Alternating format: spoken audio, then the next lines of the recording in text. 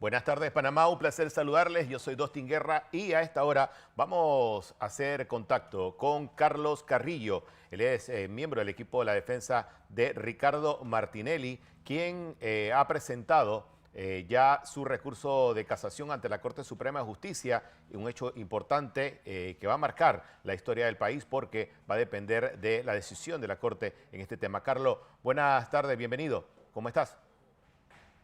Buenas tardes, gracias Dustin por la oportunidad. Sí, estamos ya, hemos formalizado el día 5 dentro del plazo que se nos ha dado, formalizamos la casación. Sin embargo, mantenemos observaciones en cuanto a las irregularidades en la documentación y en el expediente, pocas veces vista, para no decirte que nunca habíamos tenido una experiencia que nos entregaran material incompleto, con falta de páginas y con situaciones irregulares que ya la hemos puesto en conocimiento de los magistrados del Tribunal Superior.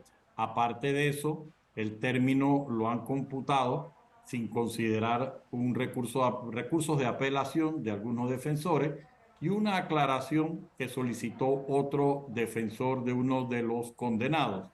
Y eso también nos ha sorprendido que se omita en el procedimiento porque esta precipitud pues contamina la decisión, los términos legales, como dijo la presidenta de la Corte recientemente en un comunicado, deben respetarse y pues no encontramos asidero por qué en el caso de Ricardo Martinelli se reitera el cambio de jurisprudencia o en este caso por encima de lo que disponen las normas, lo que va a ocasionar que tenga que haber correctivo, ya sea por el mismo Tribunal Superior o por la Corte Suprema de Justicia como agotamiento de los recursos internos frente a las situaciones. Sí, también es de un hecho de público conocimiento que la defensa del señor Martinelli a través de diferentes abogados ha interpuesto un número plural de amparos, producto que tampoco es normal en el sistema, producto de los excesos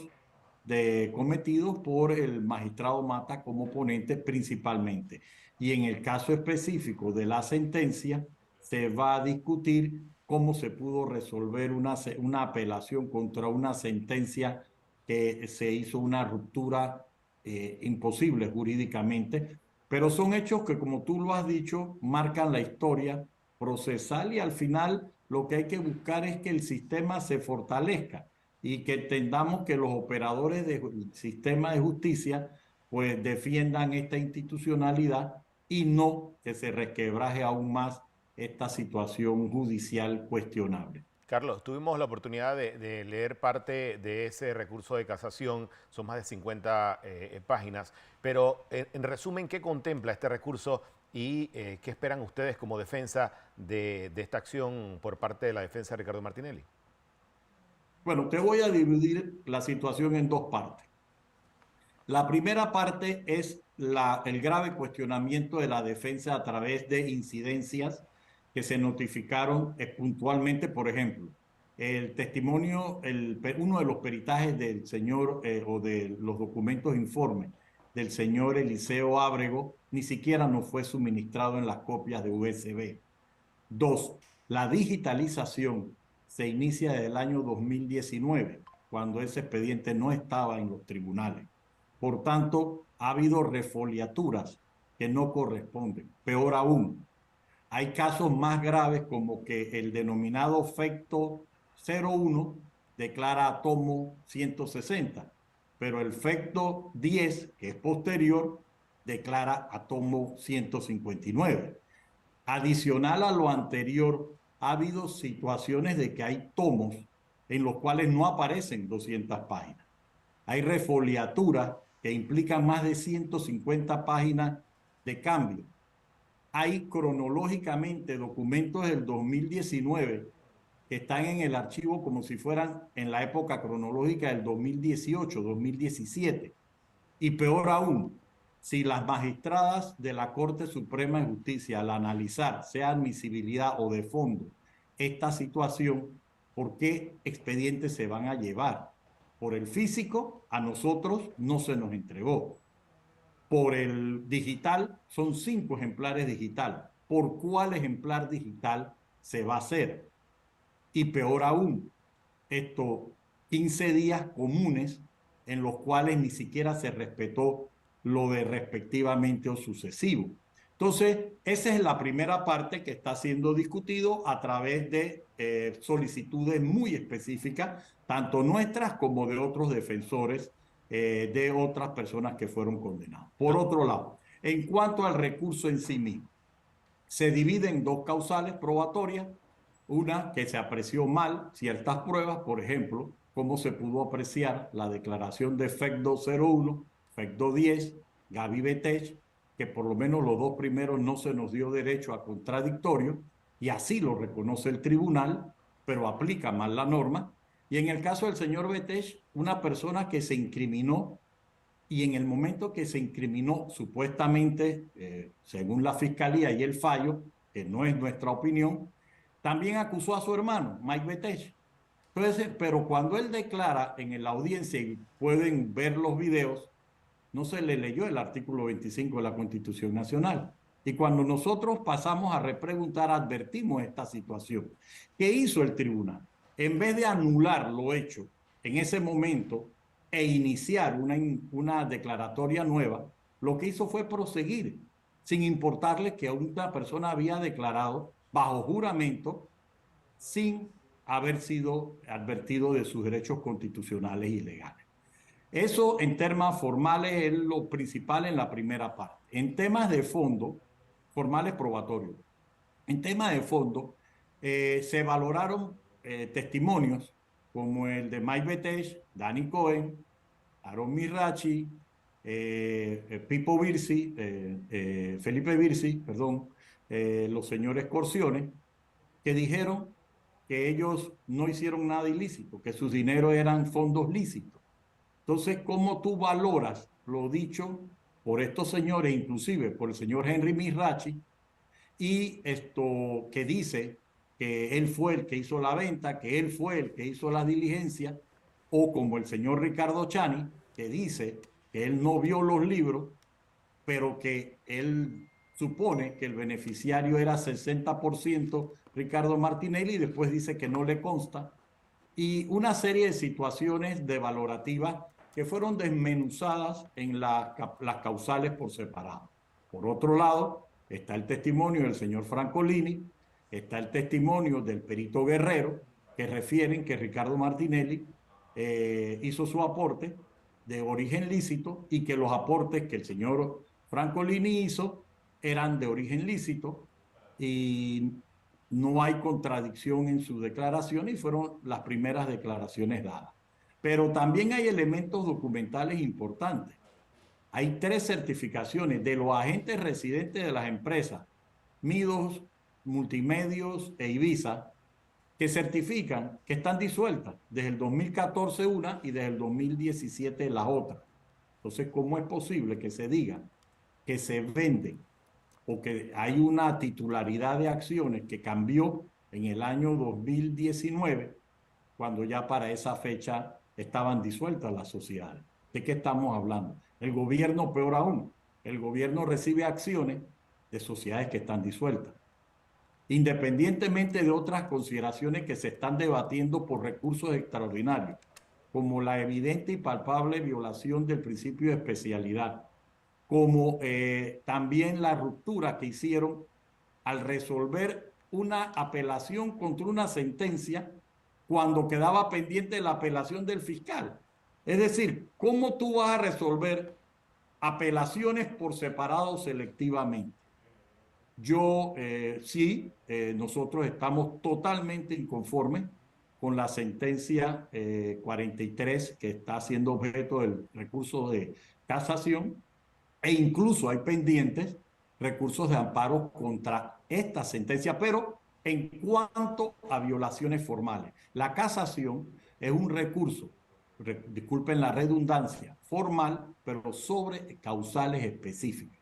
Aquí los temas de violación de los principios y garantías fundamentales de Ricardo Martinelli no están siendo objeto de análisis, sino en relación a valoración de las pruebas. que al final implicó que Ricardo Martinelli fue condenado por supuestamente blanquear dinero cuando no depositó, no abrió cuenta. Nadie dice que fue él, sino que él aportó de su fondo legalmente establecido. Entonces, en estas circunstancias, la defensa pues ya se ha presentado el escrito, sí, es de 50 páginas, no es normal un escrito tan extenso, esto va en contra de lo que usualmente ocurre, pero es que lamentablemente con Ricardo Martinelli las cosas no se dan por los usos y costumbres, se Claro, dan por situaciones Carlos, extraordinarias. y esa sustentación que se tiene que hacer en ese recurso de casación tiene que ser muy específica y bien clara. Y a eso iba. ¿El recurso se elaboró en base al USB o en base al expediente o se hace la aclaración durante el recurso en base a qué se está citando? Porque todos estos detallitos de forma son importantes en un recurso de casación. ¿Qué, Por qué? orden, por orden del magistrado Mata, se tuvo que hacer solamente en base al USB. Así Y es. dentro del USB, una de las pruebas que estamos invocando, que fue mal apreciada, no aparece. Sí, y eso es totalmente un contradictorio dentro de todo el proceso y irregularidad que se repite en muchas partes del expediente. No hay magistrado que actúe en derecho que pueda aceptar, ni siquiera permitir, o quizás mirar a otro lado con la barbaridad jurídica procesal que se está haciendo. Nuestro cliente está siendo amenazado fuera del contexto legal por situaciones y actuaciones de hecho que provocan una inestabilidad jurídica para todo el sistema. ¿Tiene la Corte la posibilidad o la oportunidad, más que todo, de reparar todas las irregularidades de este proceso, incluyendo la audiencia de que nunca se llamó a los testigos para que sustentaran lo que acusaban, las decisiones que se toman en un fallo mixto donde hay una ruptura procesal? ¿Tiene la Corte esa oportunidad con este recurso de casación? Debe la Corte adecuar el proceso a derecho. Si no lo hace, el sistema va a seguir siendo deteriorado. Yo no creo que pueda ser algo facultativo. Tenían el deber, primero los magistrados del Tribunal Superior. Lamentablemente el magistrado Mata no lo hizo. Todavía tienen una última oportunidad, sí. Sin embargo, los otros dos magistrados que participaron en la sentencia van a tener que decidir si aceptan que Ricardo Martinelli tiene derecho a apelar o no de una providencia arbitraria e irracional firmada por un magistrado como el magistrado Mata. Por otro lado, posterior a eso, es la sala segunda la que tienen que decidir sobre la viabilidad o no de mantener estos barbarismos legales. Finalmente, el Pleno de la Corte y el Tribunal Superior en alguna de sus salas en materia constitucional también pueden resolver el asunto. Lamentablemente, la posición institucional de la Corte, que no compartimos, pero seguiremos batallando, es que no quieren entrar vía amparo a resolver cosas que debió el tribunal resolver. Y con esta apreciación o esta posición jurídica que puede ser explicada pero no aceptada, lo que han permitido es la violación abierta a los derechos de una persona.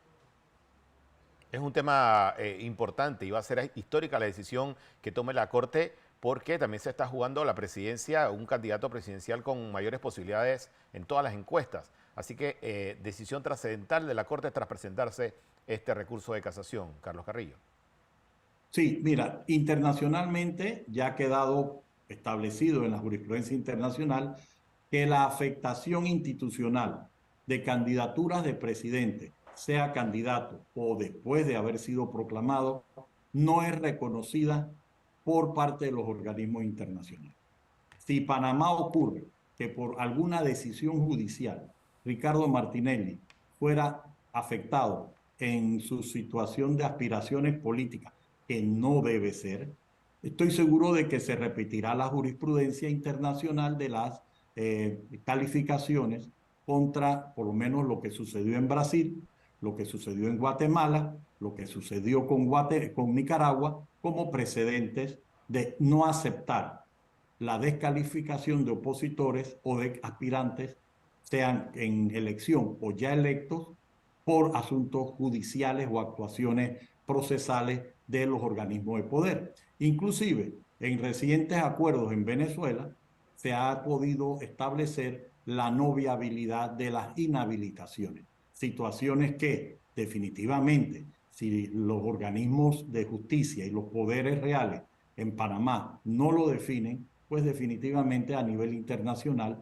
durante el periodo electoral, va a haber graves consecuencias. ¿Por qué? Porque la libertad de sufragio es un principio fundamental que establece que todos tenemos derecho a elegir y ser electos. Por tanto, con todas estas aberraciones, aparte del daño que se hace al sistema, pero si una vez viste que alguien dijo que se podía acusar sin imputar y hubo algunos adláteres que aplaudieron y quedaron profesionalmente marcados en una corte que coyunturalmente miró a otro lado la mayoría de magistrados, pero dos de esos magistrados se atrevieron públicamente a sostener en sus fallos e incluso por entrevistas que se podía acusar sin imputar.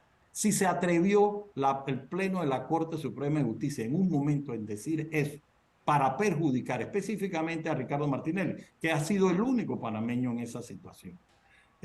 Lamentablemente no ha habido correctivo, se sigue la misma línea y lo que tenemos que aprender es que los gobernantes o las autoridades que deben ser electas es por voto popular, no usar la justicia y mucho menos como decirte, variar la justicia por un solo caso. Mira, o sea, la vergüenza que debe tener el magistrado Mata el 17 de octubre y el 18 de octubre del 2023, a mí me entregaron expedientes para que yo sustentara físicamente. Y que el día 2 de noviembre, con un precedente del mismo, el único magistrado que ha ordenado hacer esta barbaridad, corrieran 15 días comunes para todas las partes y encima de eso, con un USB incompleto digitalizado desde la Fiscalía. O sea, el órgano judicial ha usado la digitalización de la Procuraduría de Kenia Porcel para tomar un precedente de un expediente que no corresponde a las foliaturas que se tuvieron que ajustar posteriormente. Y eso que no hablo de los cuadernillos selectos. Si la defensa de Ricardo Martinelli hizo una grave acusación públicamente de que se habían manipulado por parte de un abogado en componendas con funcionarios del Ministerio Público y que el órgano judicial, ni siquiera el Ministerio Público, se haya preocupado por lavar la cara a decir y garantizar la transparencia. Y ahora resulta que 4 años después no hay los acuerdos aparecen en otras páginas, se perdieron los tomos, se perdieron las fojas. O sea, la vergüenza. Que no haya una autoridad que quiera hacer transparente el trámite. O sea, ni siquiera estamos discutiendo la inocencia de Ricardo Martinelli, que es nuestro fundamento. Estamos perdiendo el tiempo porque quieres hacer ver que es de noche cuando es de día. Entonces, y si tú como profesional o como magistrado te atreves a renunciar a eso, con cualquier excusa, considerarte la Liga de la Justicia o complacer intereses políticos, comerciales, personales o de cualquier naturaleza, tienes que pagar las consecuencias mínimamente como lo pagaron los otros 2 magistrados de la Corte anterior, con la vergüenza de que tus ideas son unas aberraciones que quizás te atreviste a decir para que te aplaudieran que se podía acusar sin imputar. Comencemos por ahí. Vamos a estar pendientes, Carlos, de lo que ocurra con este recurso, que es muy importante, y darle seguimiento en los próximos días a esto y a los otros recursos de amparo que se han interpuesto en el caso New Business. Carlos Carrillo, de la defensa del expresidente y candidato presidencial Ricardo Martinelli. Vamos a la pausa y volvemos con más información.